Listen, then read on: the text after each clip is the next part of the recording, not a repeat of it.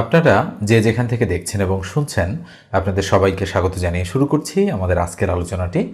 প্রাথমিক বিদ্যালয়ে প্রধান শিক্ষক নিয়োগ পরীক্ষার জন্য আপনারা যারা প্রিপারেশন নিচ্ছেন তাদের জন্য আমরা ধারাবাহিকভাবে ভিডিওগুলো আপলোড করছি। তো অবশ্যই প্রত্যেকটা ভিডিও মনোযোগ সহকারে দেখবেন এবং খাতায় তুলে রাখবেন। আমি কিন্তু প্রত্যেকটা লেকচারের শুরুতে কথাগুলো বলি, কেননা তুলে না রাখলে এগুলো কিন্তু হারিয়ে যাবে এবং পরবর্তী সময় কিন্তু আপনি এখান থেকে তেমন আর কোনো উপকারী পাবেন না। এই জন্য একটা খাতায় যদি লেখা থাকে তাহলে পরীক্ষার আগে আগে আপনি রিভিশন করে পরীক্ষার হলে যেতে পারবেন, যাতে করে সর্বোচ্চ সংখ্যক বেনিফিট আপনি এখান থেকে পাবেন। তো দেখেন 106 নম্বর যে অঙ্কটা রয়েছে এটা দিয়ে আমরা আজকের আলোচনাটা শুরু করব। কি বলা হচ্ছে অঙ্কটাতে?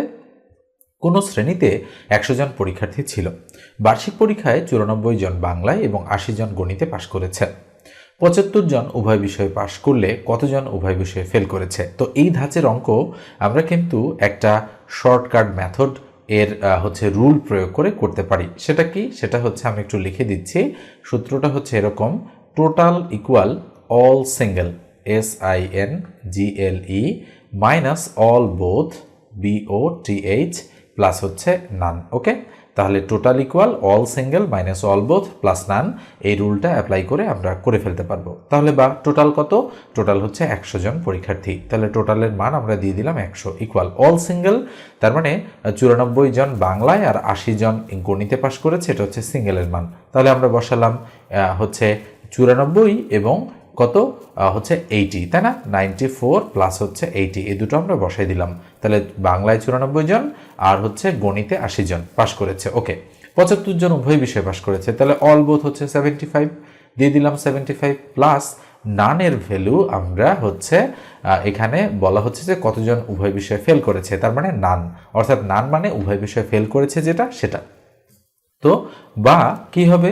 100 ইকুয়াল 80 থেকে 75 বাদ দিলে 5, তাহলে 99 না 94 আর 5 হচ্ছে 99, তাহলে 99 প্লাস হচ্ছে নান। নিঃসন্দেহে আপনারা বুঝেছেন যে 80 থেকে আমি 75 বিয়োগ করেছি, এখানে থাকলো 5 আর 94 হচ্ছে 99। তাহলে বা এই 99 যদি এইদিকে আসে তাহলে 100 বিয়োগ 99 হবে ইকুয়াল হবে NONE নান।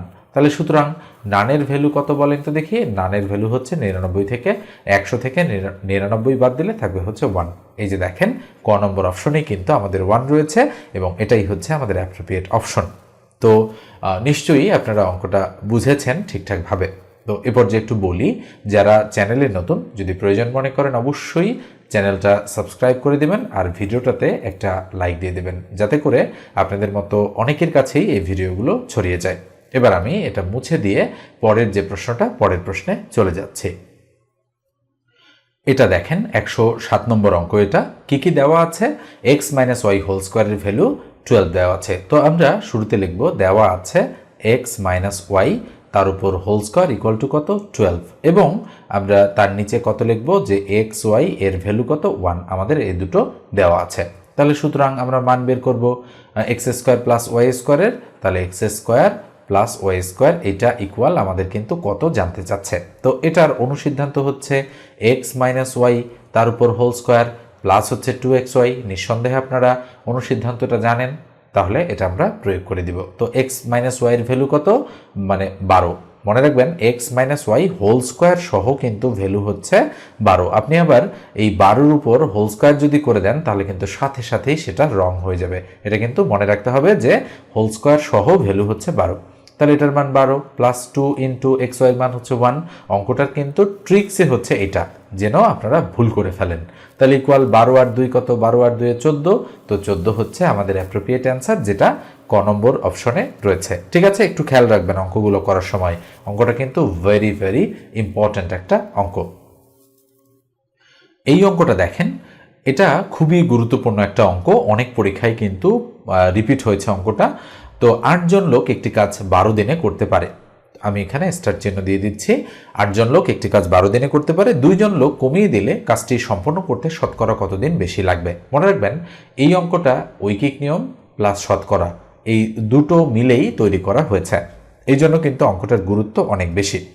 তো যেহেতু বলেছে 8 জন লোক একটি কাজ 12 দিনে করতে পারে, 2 জন লোক কমিয়ে দিলে কাজটি সম্পন্ন করতে শতকরা, তো শতকরা আমরা প্রথমে হিসাব করছি না, আমরা আগে বের করব যে কতদিন আসলে বেশি লাগবে, মানে ঐকিক নিয়মের পার্টটা আমরা আগে সম্পন্ন করব।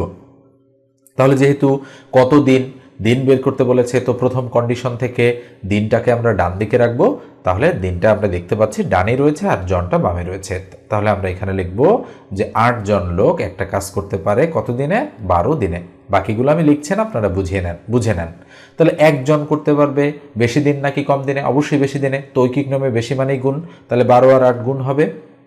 আর এবারে বলছে 2 জন লোক কমিয়ে দিলে, তো 2 জন লোক কমিয়ে দেওয়া মানে কি 8 থেকে 2 জন কমলে 6 জন, তাহলে এবার 6 জন লোক করতে পারবে কত দিনে, অবশ্যই এবার কম দিন লাগবে, তো কম মানে ভাগ, তাহলে 12 আর 8 উপরে গুণ অবস্থায় আছে, 6 দ্বারা আমরা ভাগ করব। এখানে যদি আমি কাটাকাটি করি তাহলে 6 দুগুণ 12 2, তাহলে 2 আর 8 যদি আমরা গুণ করি 8 দুগুণ কত হবে, 8 দুগুণ হবে আমাদের 16, তাহলে 16 দুঃখিত একটু ভালো করে লিখি, এটা হবে আমাদের 16 দিনে। ঠিক আছে, তো এখন যদি বলতো যে 2 জন লোক কমিয়ে দিলে কাজটি করতে কতদিন হচ্ছে বেশি লাগবে, তাহলে আমরা বের করতে পারতাম যে আগে লাগতো 12 দিন, এখন লাগে 16 দিন। তাহলে আমরা বলবো বেশি মানে দিন বেশি লাগে ইকুয়াল টু 16 বিয়োগ 12 ইকুয়াল টু কয় দিন, 4 দিন, 4 দিন বেশি লাগছে।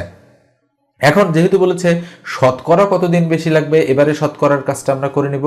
তাহলে বলেন তো দেখি 12 দিন লাগতো আগে, 12 দিনে বেশি লাগে কয় দিন, 4 দিন, তাহলে 12 দিনে বেশি লাগে 4 দিন, তাহলে নিচে 12 উপরে 4, তাহলে যেহেতু শতকরা তার মানে গুণন 100, চাইলে এটাকেও আমরা ঐকিক নিয়মে সাজাতে পারতাম, কিন্তু যেহেতু এটা শতকরা পার্ট তাই শতকরার মতো করে আমি সাজিয়েছি। তাহলে 3 4 12, 3 দ্বারা 100কে ভাগ করলে কত হবে, 3 33 99, তাহলে 33.33, তার মানে উপরে 1 তার নিচে 3, আমরা এটা ব্যবহার করতে পারি। এই যে দেখেন গ নম্বর অপশনেই কিন্তু আমাদের সঠিক উত্তরটা রয়েছে। ওকে, আমরা কিন্তু এভাবে হচ্ছে করব। আর আপনি যদি মনে করতেন যে নিচের যে অংশটা যে 12 দিন সময় বেশি লাগলো, হচ্ছে 12 দিনের সময় বেশি লাগলো 4 দিন, সুতরাং 100 দিনে বেশি লাগলো কত, তাহলে উপরে হবে হচ্ছে 12 গুণন, তাহলে খেয়াল করে দেখেন মানে যেটা উপরে হয়, তাহলে উপরে হবে 4 গুণন 100, তার নিচে কত হবে, তার নিচে হবে 12, এভাবে।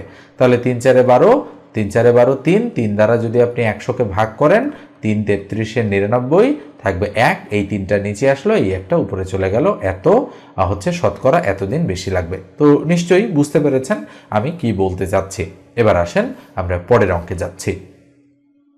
109 নম্বর অঙ্কটা দেখেন, 3 ভাগ 5, 5 ভাগ 7, 4 ভাগ 7, 1 ভাগ 3, 4 এর লসাগু কত? তো ভগ্নাংশের হচ্ছে লসাগু আমাদেরকে বের করতে বলেছে।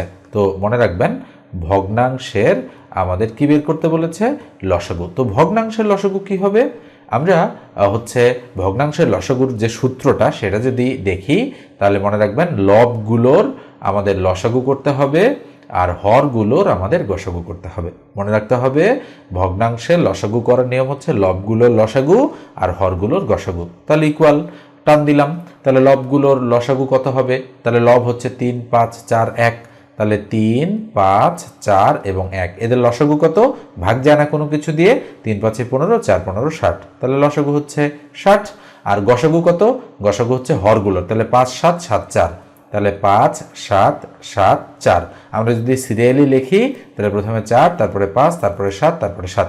তো এখানে আমরা দেখতে পাচ্ছি যে কমন কোনো কিছুই নেই, অর্থাৎ আমাদের গসাগু করলে এখানে 1 চলে আসবে, তাহলে 1 হচ্ছে নিচে, তাহলে উপরে 60 তার নিচে 1, তাহলে 60 হচ্ছে আমাদের সঠিক উত্তর। কোথায় রয়েছে, এই যে দেখেন খ নম্বর অপশনে রয়েছে। তো আপনারা যদি আবার লসাগু গসাগু ঠিকমতো করতে না জানেন তাহলে কিন্তু প্রবলেম। ওকে, তো এই জন্য অঙ্কের বেসিক জিনিসগুলো আপনাদের জানতে হবে। তো এ পর্যায়ে বলি যে যারা চাকরির গণিত একেবারে শূন্য থেকে শুরু করতে চান, আমি রিসেন্ট টাইমে একটা নতুন ব্যাচ নিচ্ছি, যদি প্রয়োজন মনে করেন তাহলে আমার সঙ্গে যোগাযোগ করতে পারেন। 01642702760 এই নম্বরে হোয়াটসঅ্যাপে টেক্সট দিয়ে আমার সঙ্গে যোগাযোগ করতে হবে। মোটামুটি 55টা লাইভ ক্লাস পাবেন এবং প্রত্যেকটা ক্লাস শেষে রেকর্ড থাকবে, পিডিএফ শিট পাবেন এবং মডেল টেস্ট দিতে পারবেন অনলাইনে। ঠিক আছে, আর কোর্সের ফি হচ্ছে 1020 টাকা, যেটা শুরুতেই আপনাদেরকে দিয়ে দিতে হবে। তো আমি বিকাশ নম্বরটা দিয়ে দিচ্ছি 01755765395। ওকে, এটা হচ্ছে বিকাশ নম্বর। তো মনে রাখবেন এটা হচ্ছে আমার হোয়াটসঅ্যাপ নম্বর, এই নম্বরেই আপনারা যোগাযোগ করবেন। ঠিক আছে, এবার আমি এটা মুছে দিয়ে পরের প্রশ্নে চলে যাচ্ছি। এটা দেখেন ২১,৯৫২ সংখ্যাটিকে কোন ক্ষুদ্রতম সংখ্যা দ্বারা ভাগ করলে ভাগফল পূর্ণবর্গ সংখ্যা হবে। ওকে, তো ২১,৯৫২, তো আমরা দিলাম ২১,৯৫২। তো এটাকে বলা হচ্ছে কোন ক্ষুদ্রতম সংখ্যা দ্বারা ভাগ করলে ভাগফল পূর্ণবর্গ সংখ্যা হবে। তো এরকম ক্ষেত্রে আমরা সংখ্যাটা বের করার জন্য আমরা এটাকে লসাগু করি। এটাই হচ্ছে এই অঙ্কগুলো করার প্রসেস। তাহলে 2 দ্বারা যদি যায় 10 × 20 থাকলো 1 19, 9 × 18 থাকলো 1 15, 7 × 14 থাকলো 1 12, 6 × 12, আবার 2 দ্বারা যায় 5 × 10, 4 × 8, হাতে 1 17, 8 × 16, হাতে 1 16, 8 × 16, আবার 2 দ্বারা যায় 27 × 54, 44 × 88, আবার 2 দ্বারা যায় 13 × 26, থাকে 1 14, 7 × 14, 2 × 4, আবার 2 দ্বারা যায় 6 × 12, থাকে 1 17, 8 × 16, থাকলো 1 12, 6 × 12, আবার 2 দ্বারা যায় 3 × 6, 4 × 8, 3 × 6। তো এবার আর কত দ্বারা যাচ্ছে না, এবার আর আমাদের 2 দ্বারা যাচ্ছে না, 3 দ্বারা দেখি 3 3 6 4 10, 3 দ্বারাও যাচ্ছে না, 4 দ্বারাও যায় না, 5 দ্বারাও যায় না, 6 দ্বারাও যায় না, 7 দ্বারা দেখি তো যায় কিনা, 4 7 28, 29 30 31 32 33 34, হ্যাঁ 7 দ্বারা যাচ্ছে। তাহলে 4 7 28, 28 থেকে 34 6, থাকলো 63, 7 নং 63, আবার 7 দ্বারা যাচ্ছে, 7 7 49। তো আমরা যেহেতু দেখতে পাচ্ছি যে পূর্ণ বর্গের কথা বলা হচ্ছে, পূর্ণবর্গ মানে কিন্তু জোড়া জোড়া, মনে রাখবেন। তাহলে এখানে কি হয়েছে আমরা দেখতে পাচ্ছি 2 × 2 × 2 × 2 × 2 × 2, কয়টা 2, 1 2 3 4 5 6টা 2, তাই না? তাহলে 1 2 3 4 5 6টা 2, গুণন 7 গুণন 7, ওকে, আবার গুণন হচ্ছে 7। তো এখন যদি আমরা জোড়া জোড়া বের করি তাহলে এটা এক জোড়া, এটা এক জোড়া, এটা এক জোড়া, এটা এক জোড়া, কিন্তু এর জোড়াটা নেই, তাহলে একে 7 দ্বারা গুণ করতে হবে, তাই আমাদের সঠিক উত্তর হবে 7। তার মানে এই পুরো সংখ্যাটাকে যদি আমরা 7 দ্বারা গুণ করতে পারি তাহলে সংখ্যাটা পূর্ণবর্গ সংখ্যা হয়ে যাবে। পূর্ণবর্গ সংখ্যা কি? পূর্ণবর্গ সংখ্যা হচ্ছে যেমন আমরা বলতে পারি যে 64 একটা পূর্ণবর্গ সংখ্যা, 100 একটা পূর্ণবর্গ সংখ্যা, 49 একটা পূর্ণবর্গ সংখ্যা, 121 একটা পূর্ণবর্গ সংখ্যা, কেননা 11-এর উপর স্কোয়ার 121, 10-এর স্কোয়ার 100, 8-এর স্কোয়ার 64, 7-এর স্কোয়ার 49। এইভাবে এই সংখ্যাটাকে যদি আপনি 7 দ্বারা গুণ করেন তাহলে দেখতে পাবেন যে অবশ্যই সেটা একটা পূর্ণবর্গ সংখ্যা হয়ে যাবে। তো নিঃসন্দেহে আমি অঙ্কটা আপনাদেরকে বুঝাতে পেরেছি। যদি বুঝতে না পারেন তাহলে কিন্তু আবারও অঙ্কটা আপনি প্রথম থেকে দেখবেন, ভিডিওটা স্টপ করে টেনে প্রথমে নিয়ে গিয়ে আবারও দেখবেন যে কিভাবে আমি জিনিসগুলো করলাম, এবং এই লসাগু করার প্রসেসটা আপনাকে কিন্তু ভালোভাবে বুঝতে হবে। এবার আমরা পরের অঙ্কে চলে যাচ্ছি। 111 নম্বর অঙ্কটা দেখেন, বলা হচ্ছে লগ বেইজ হচ্ছে 2√5, লগ বরাবর রয়েছে 400, বলা হচ্ছে এর মান কত। তো আমরা কি করব, আমরা যেহেতু এর মান জানতে চাচ্ছে তাহলে লগ বেস কত, বেস হচ্ছে 2√5 এবং লগ বরাবর কত আছে 400। আমরা চাইলে এটা ইকুয়াল টু এক্স ধরে নিয়ে করতে পারি, অথবা চাইলে সরাসরি আমরা ক্যালকুলেশনটা করতে পারি। লগ বেস হচ্ছে 2√5 এবং এই 400কে আমাদের কতর উপর পাওয়ার দিলে 400 হয় সেটা আমাদের খুঁজে বের করতে হবে। তো মাঝখানে আমি একটু দাগ দিয়ে আপনাদেরকে এই সাইডে সূচকের বেশ কিছু নিয়ম লিখে দিচ্ছি, লগ এবং সূচকের। মনে রাখবেন যে আমরা যদি a⁴x = a⁵ বলি তাহলে a আর a ক্রস হয়ে আমরা কিন্তু লিখতে পারি x = 5। মনে রাখবেন এটা লেখা যায়। আবার এটা সূচকের সময়, আবার লগের সময় লগ a বেস a তার মান কিন্তু 1, মনে রাখবেন। আবার লগ 2 বেস 2 তার মান কিন্তু 1, আবার লগ √5 বেস √5 তার মান কিন্তু 1। অর্থাৎ লগের বেস এবং লগ বরাবর যেটা থাকবে এই দুটো যদি সমান হয় তাহলে আমরা 1 লিখতে পারি। তো এই বিষয়টা আমি প্রথমে আপনাদেরকে একটু বোঝালাম, কেননা সূত্রটা এখানে কিন্তু প্রয়োগ হবে। নিশ্চয়ই আপনারা বুঝতে পেরেছেন যে কেন আমি এটা বোঝালাম। এবার আসেন এই 400কে আমরা ভেঙে ভেঙে লিখতে চাই। তো দিয়ে দিলাম 400কে কত দ্বারা ভাঙানো যায় আমরা একটু দেখি। 200 × 400, আবার 2, 100 × 200, আবার 2, 50 × 100, আবার 2, 25 × 50, আবার 5, 5 5 25। তো আমরা দেখতে পাচ্ছি 2 হয়েছে 4টা, তার মানে 2⁴, আর 5 হয়েছে 2টা, তার মানে 5-এর উপর স্কোয়ার। তো পাওয়ার দুটো কিন্তু মিলল না, এখানে কিন্তু 2 মিলেছে, কিন্তু এখানে √5 আছে, এখানে শুধু 5। আচ্ছা, শুধু 5 মানে কি? 5 × 5 যেটা এখানে ছিল আমরা সেটাই লিখি আপাতত। আমরা এটাকে এভাবে লিখতে পারি। তো মনে রাখেন আমরা যদি বলি যে root X into root X, তাহলে কিন্তু আমরা এটা ইকুয়াল টু একটা এক্স লিখতে পারি। এখন যদি বলেন কিভাবে এটা সম্ভব, মনে রাখেন রুট এক্স আর রুট এক্স গুণ করলে রুট এক্স এর উপর হোল স্কোয়ার হয়, স্কোয়ার রুট কাটা গিয়ে আবার এক্স থাকে, এই জন্য আমরা কিন্তু এটা লিখতে পারি। তাহলে একটা 5 মানে আমরা লিখতে পারি রুট 5 ইন্টু রুট 5, আবার আরেকটা 5 মানে আমরা লিখতে পারি রুট 5 ইন্টু রুট 5। তাহলে একটা 5 মানে দুইটা রুট 5, আরেকটা 5 মানে দুইটা রুট 5। তাহলে কয়টা রুট 5 হয়েছে বলেন তো দেখি? রুট 5 টু দি পাওয়ার 4 হয়েছে আমাদের এখানে। তো আমরা তাহলে এই দুটো 5 না লিখে আমরা লিখবো রুট 5 টু দি পাওয়ার 4। তো পরের লাইনে এটা আমরা লিখে ফেললাম, এটা ইন্টু রুট 5 টু দি পাওয়ার কত? 4।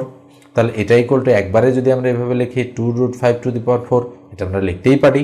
তাহলে নিঃসন্দেহে বুঝতে পেরেছেন যে আমি কি করব এবারে বেস যেহেতু এটা আছে, তাহলে 400 জায়গায় আমি লিখবো 2 রুট 5 টু দি পাওয়ার কত? 4। তো এই 4 পাওয়ারটা সামনে চলে আসবে, তাহলে হবে 4 লগ 2 রুট 5 বেস 2 রুট 5। তো আমরা একটু আগেই বলেছি যে লগ এ বেস এ তার মান হচ্ছে 1, তাহলে লগ 2 রুট 5 বেস 2 রুট 5 তার মান 1, তাহলে 4 ইন্টু 1 ইকুয়াল টু কত হবে? 4। এই যে দেখেন 4 হচ্ছে সঠিক উত্তর। তো দেখেন অঙ্ক কিন্তু আসলে মানে সিস্টেমেটিকলি থাকে, আপনাদের যদি ক্যালকুলেশনে কোনো গন্ডগোল হয় তাহলে কিন্তু এই অঙ্ক আর হবে না। আর আপনি যদি সূত্র না জানেন বা কখন বা কিভাবে অ্যাপ্লাই করতে হবে সেটা যদি না জানেন তাহলে কিন্তু হবে না।